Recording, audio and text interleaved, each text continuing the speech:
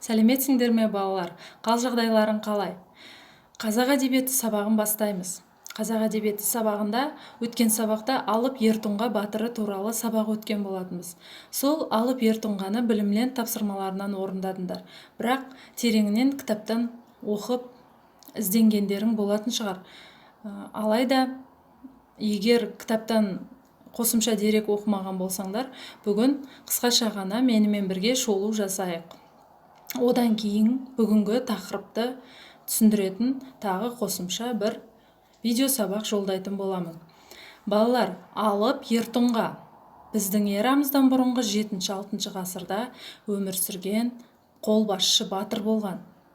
Балалар, ал бұл дерек қайдан келген, 7 ғасырды кім көрген дейтін шығарсыңдар, қандай деректерден алынған деп.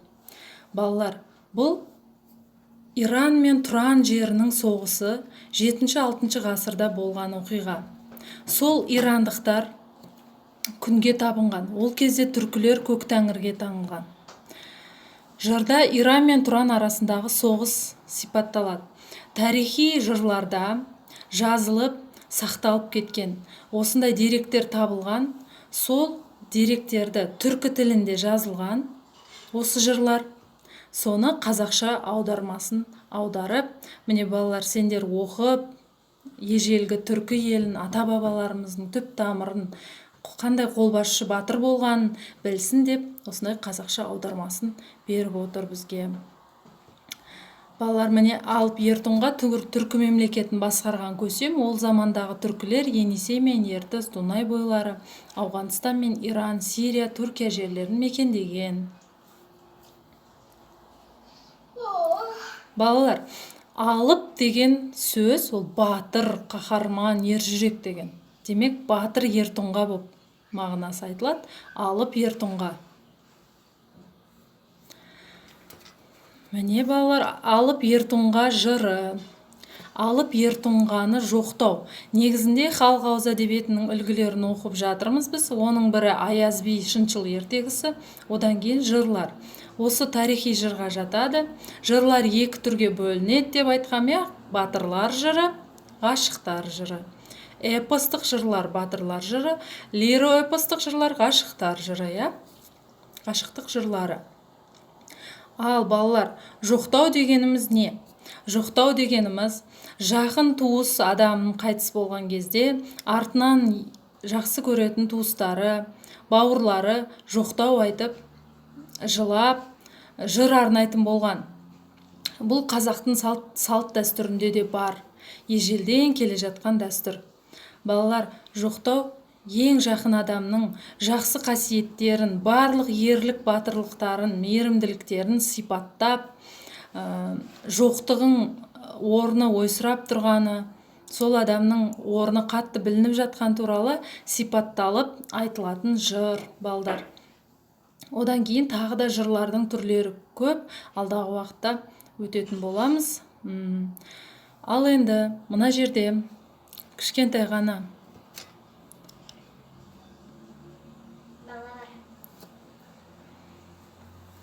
үзіндісін оқып берейін. Жалғанның туып заманы, жауыздар қаптап барады, ашылды сұмның араны, сиреді қайран бектерім, біліктілер қалмады, заман оны жалмады, сүріңді бектің тарланы, салды жанға жараны. Балалар, халық арасында осындай күн туды, заман туды дейді. Асыл бектер, өте ақылды, дана бектер азайып бара жатыр. Білікті, өз жұмысын батырлығы, ерлігімен елге даңқты адамдарымыз азайып бара жатыр дейді. Сұм заман, соғыс оларды жалмап бара жатыр дейді. Арамыздан осындай батыр кетті дейді. Ажал жұтып ағаны жауыз жайлап барады, жақсының өшіп жанары дүние азып барады дейді.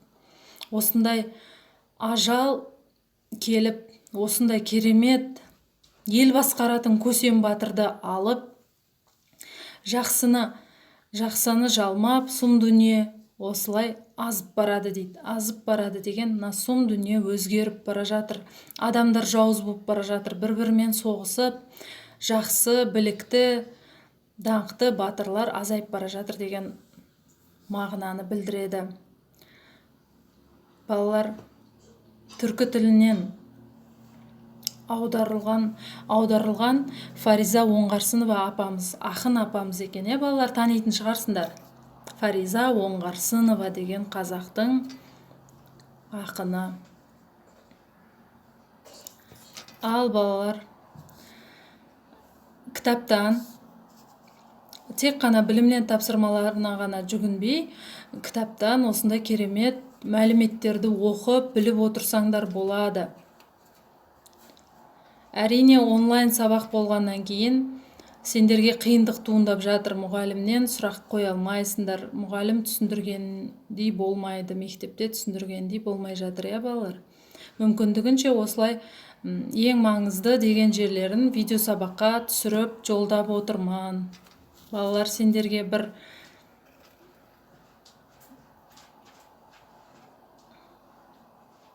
тапсырма берейін деген едім қазір. 8-ші тапсырма. Алып ертұңға жырын тарихи құндылығы мен көркемдік құндылығын сипаттап жазасыңдар.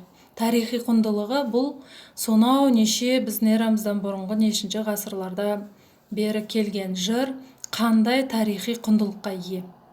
Түркі бабаларымыздың қалған осындай батырды қаншалықты біз тануымыз керек, қажет пе, қажет емес пе, бізге қандай үлгі өнеге береді, осының барлығы тарихи құндылыққа жатады.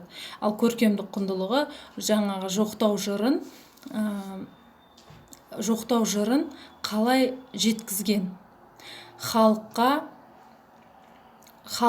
алып ертұңғаның ерлігін, қасиетін қалай сипаттаған, көркемдік құндылығын сипаттап жазасыңдар, балдар. Бірінші алдымен 2 рет жырды оқып түсініңдер. Ол туралы қосымша мәліметтерді оқыңдар. Одан кейін осы 2 бағанға қысқаша жазып қоясыңдар, балалар. Тарихи құндылығы және көркемдік құндылығын. Жарай ма?